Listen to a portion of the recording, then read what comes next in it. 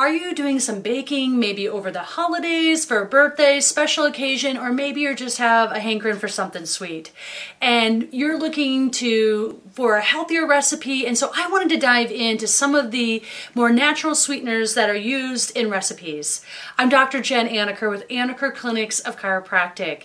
So today we're going to dive in. I want to dive into some of the sweeteners that are used for baking and those that are obviously healthier sweeteners and some of the great properties that they have. So the first one we're going to talk about is honey.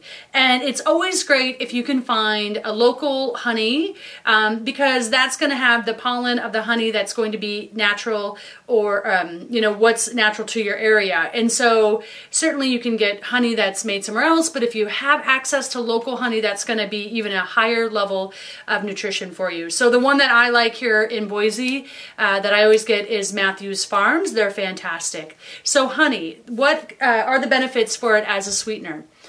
It has cancer-fighting properties. It has antioxidant properties. The pollen itself helps to increase your immune system. It's got different enzymes in it. You know, for years on end, different cultures have used this healing property for honey, both healing and rejuvenation.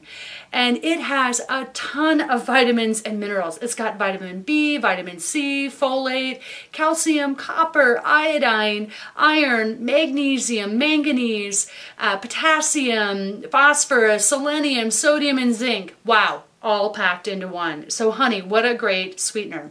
The next one we're going to talk about is maple syrup. And if you're looking for a recipe, you can always look, a lot of these you would probably find more on like a paleo type recipe, that they'll use more of a maple syrup. I did, when I was reading up on this, that the darker the maple syrup, the better the qualities are as far as health qualities. But maple syrup, obviously we think about it traditionally with pancakes, but again, you can use it for baking. So it has antioxidants and it fights free radicals, which would obviously help your body to fight any disease or dysfunction.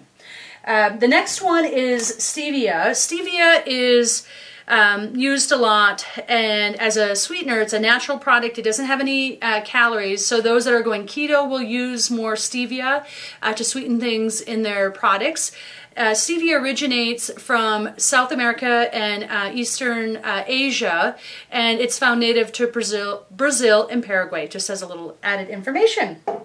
The next one is dates, and dates are, you'll see them added as sweeteners. Sometimes they'll add water to them for a while just to soften them up even more. But I've seen dates used a lot as a substitute for like a pecan pie crust.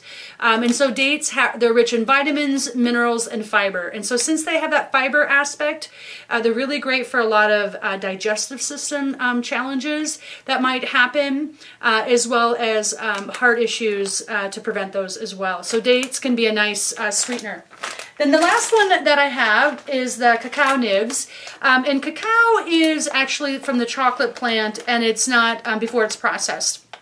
So cacao nibs, there are recipes that will, you can also have that in powder too, but this happens to be the nibs, that you'll find that it can be in recipes. You can also add it to trail mix, smoothies, and again, different baked items. And this has calcium.